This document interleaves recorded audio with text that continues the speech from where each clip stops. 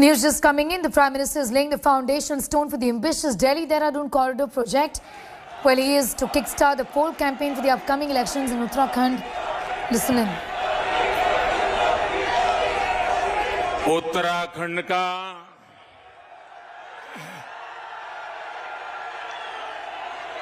सभी दाना सयाणों, दीदी भूलियों, चच्ची बोड़ियां और भाई बहनों, आप सबू थे म्यारू प्रणाम। मिथे भरोसा है कि आप लोग कुशल मंगल होला। मैं आप लोगों थे सेवा लगन छू, आप स्वीकार करा।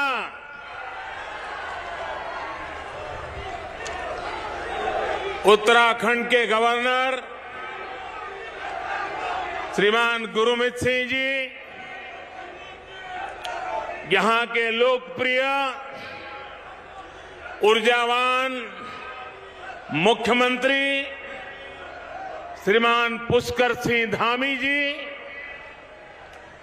केंद्रीय मंत्री परिषद के मेरे सहयोगी प्रहलाद जोशी जी, अजय भट्ट जी,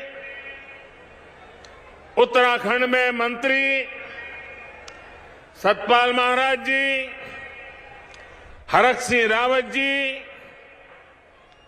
राज्य मंत्रिमंडल के अन्य सदस्यगण, संसद में मेरे सहयोगी निशंक जी, तीरथ सिंह रावत जी, अन्य सांसदगण, भाई त्रिवेंद्र सिंह रावत जी, विजय बहुगुणा जी, राज्य विधानसभा के अन्य सदस्य, मेयर श्री, जिला पंचायत के सदस्यगण, भाई मदन कौशिक जी और मेरे प्यारे भाई और बहनों, आप सभी इतनी बड़ी संख्या में हमें आशीर्वाद देने आए हैं। आपके स्नेह, आपका आशीर्वाद, ये आशीर्वाद का प्रसाद पाकर हम सभी अभिभूत है। उत्तराखंड पूरी देश की आस्था ही नहीं, बल्कि कर्म और कठोरता की भूमि है। इसलिए इस क्षेत्र का विकास, यहां को भव्य स्वरूप देना डबल इंजन की सरकार की सर्वोच्च प्राथमिकता है। इसी भावना से सिर्फ बीते 5 वर्षों में उत्तराखंड के विकास के लिए केंद्र सरकार ने 1 लाख करोड़ रुपए से अधिक, 1 लाख करोड़ रुपए से अधिक, 1 लाख करोड़ रुपए से अधिक परियोजनाएं स्वीकृत की हैं। यहां की सरकार इनको तेजी से जमीन पर उतार रही है। इसी को आगे बढ़ाते हुए आज 18,000 करोड़ रुपए से अधिक की परियोजनाओं का लोकार्पण और शिलान्यास किया जा रहा है। इनमें कनेक्टिविटी हो, स्वास्थ्य हो, संस्कृति हो, तीर्थाटन हो, बिजली हो, बच्चों के लिए विशेष तौर पर बना चाइल्ड फ्रेंडली सिटी प्रोजेक्ट्स हो, करीब करीब हर सेक्टर से जुड़े प्रोजेक्ट इसमें शामिल है। बीते वर्षों की कड़ी मेहनत के बाद अनेक जरूरी प्रक्रियाओं से गुजरने के बाद आखिरकार आज ये दिन आया है। ये परियोजनाएं इस दशक को मैंने केदारपुरी की पवित्र धरती से कहा था, आज मैं देहरादून से दोहरा रहा हूं। ये परियोजनाएं इस दशक को उत्तराखंड का दशक बनाने में अहम भूमिका निभाएगी।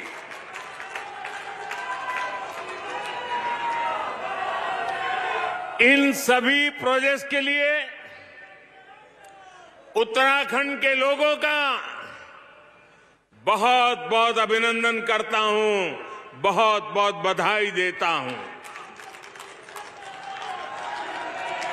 जो लोग पूछते हैं कि डबल इंजन की सरकार का फायदा क्या है, वो आज देख सकते हैं कि डबल इंजन की सरकार कैसे उत्तराखंड में विकास की गंगा बहा रही है।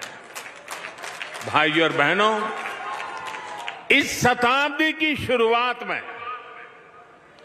अटल बिहारी वाजपेयी जी ने भारत में कनेक्टिविटी बढ़ाने का अभियान शुरू किया था, लेकिन उनके बाद 10 साल देश में ऐसी सरकार रही जिसने देश का, उत्तराखंड का बहुमूल्य समय व्यर्थ कर दिया। 10 साल तक देश में इंफ्रास्ट्रक्चर के नाम पर घोटाले हुए, घपले हुए। इससे देश का जो नुकसान हुआ उसकी भरपाई के लिए हमने 2 गुनी गति से मेहनत की और आज भी कर रहे हैं। आज भारत आधुनिक इंफ्रास्ट्रक्चर पर 100 लाख करोड़ रुपए से अधिक के निवेश के इरादे से आगे बढ़ रहा है। आज भारत की नीति गति शक्ति की है, 2 गुनी 3 गुनी तेजी से काम करने की है। सालों साल अटकी रहने वाली परियोजनाओं, बिना तैयारी के फीता काट देने वाले तौर तरीकों को पीछे छोड़कर आज भारत नवनिर्माण में जुटा है। 21वीं सदी के इस कालखंड में भारत में कनेक्टिविटी का एक ऐसा महायज्ञ चल रहा है जो भविष्य के भारत को विकसित देशों की श्रृंखला में लाने में बहुत बड़ी भूमिका निभाएगा। इस महायज्ञ का ही एक यज्ञ आज यहां देवभूमि में हो रहा है। भाइयों और बहनों, इस देवभूमि में श्रद्धालु भी आते हैं, उद्यमी भी आते हैं, प्रकृति प्रेमी सैलानी भी आते हैं।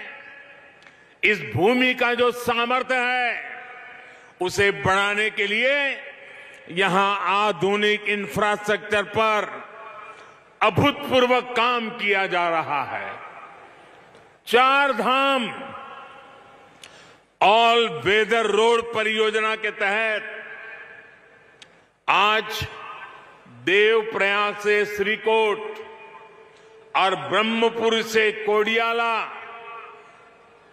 वहां के प्रोजेक्ट का लोकार्पण किया गया है। भगवान बद्रीनाथ तक पहुंचने में लामबगड़ लैंडस्लाइड के रूप में जो रुकावट थी वो भी अब दूर हो चुकी है।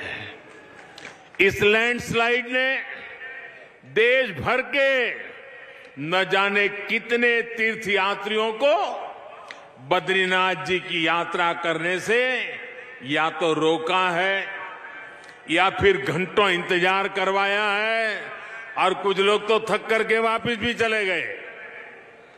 अब बद्रीनाथ जी की यात्रा पहले से ज्यादा सुरक्षित और सुखद हो जाएगी। आज बद्रीनाथ जी गंगोत्री और यमुनोत्री धाम में अनेक सुविधाओं से जुड़े नए प्रोजेक्ट पर भी काम आरंभ हुआ है। भाइयों और बहनों, बेहतर कनेक्टिविटी और सुविधाओं से पर्यटन और तीर्थाटन को कितना लाभ होता है, बीते वर्षों में केदार धाम में हमने अनुभव किया है। केदारनाथ त्रासदी से पहले 2012 में 5,70,000 लोगों ने दर्शन किया था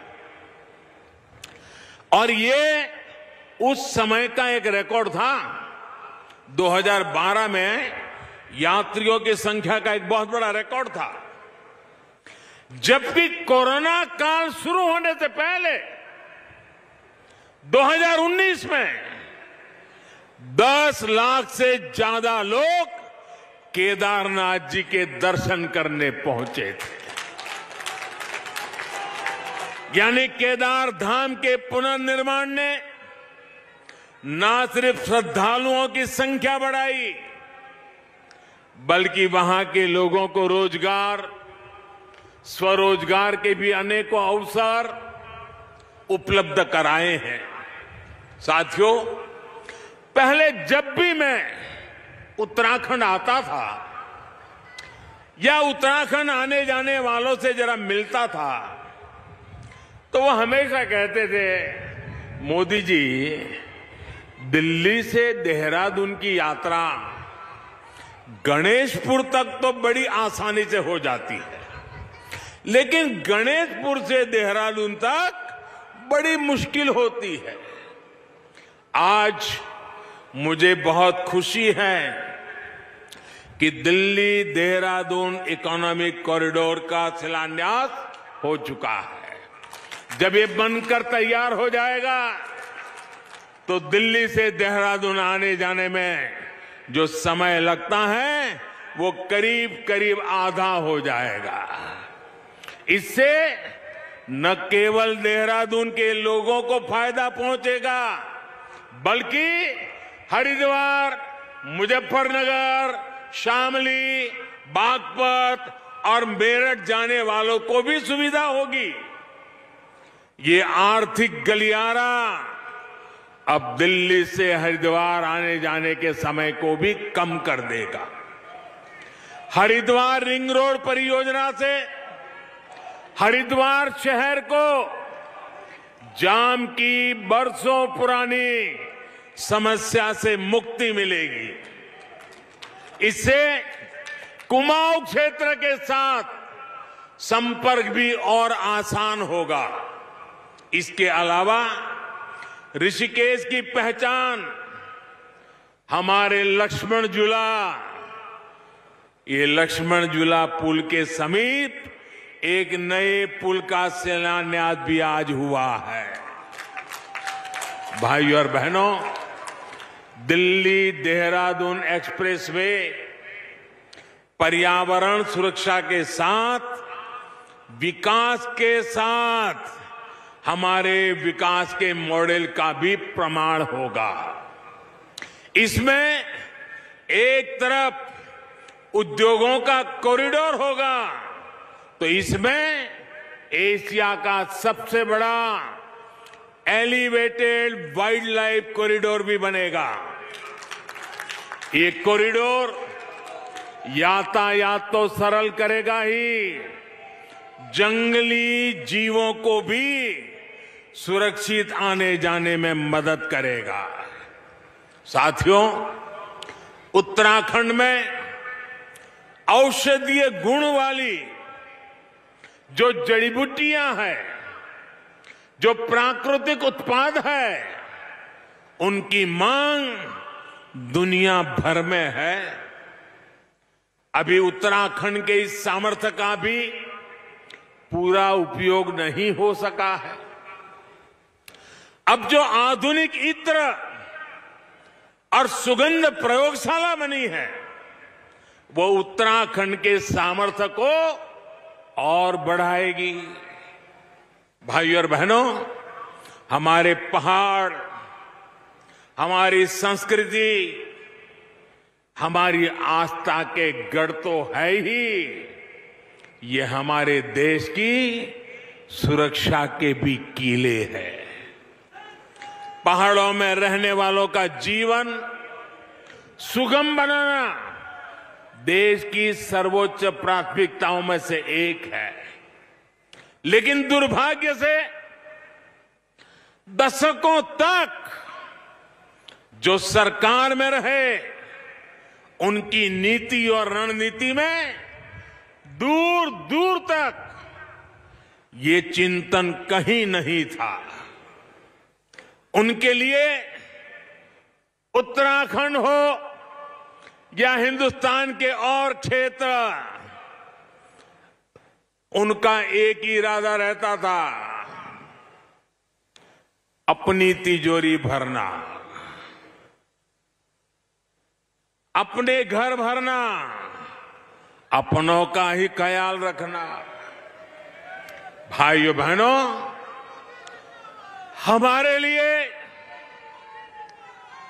हमारे लिए उत्तराखंड तप और तपस्या का मार्ग है। साल 2007 से 2014 के बीच जो केंद्र की सरकार थी, उसने 7 साल में उत्तराखंड में केवल, हमारे पहले जो सरकार थी उसने 7 साल में क्या काम किया? पहले की सरकार ने 7 साल में उत्तराखंड में केवल 288, 300 किलोमीटर भी नहीं, केवल 288 किलोमीटर नेशनल हाईवे बनाए थे। जबकि हमारी सरकार ने अपने 7 साल में उत्तराखंड में 2000 किलोमीटर से अधिक लंबाई के नेशनल हाईवे का निर्माण किया है। आप बताइए भाइयों बहनों, इसे आप काम मानते हैं कि नहीं मानते हैं? इसे आप काम मानते हैं कि नहीं मानते हैं? क्या इसमें लोगों की भलाई है कि नहीं है? इससे उत्तराखंड का भला होगा कि नहीं होगा? आपकी भावी पीढ़ियों का भला होगा कि नहीं होगा?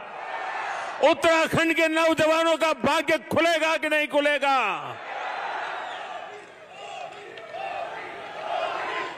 इतना ही नहीं,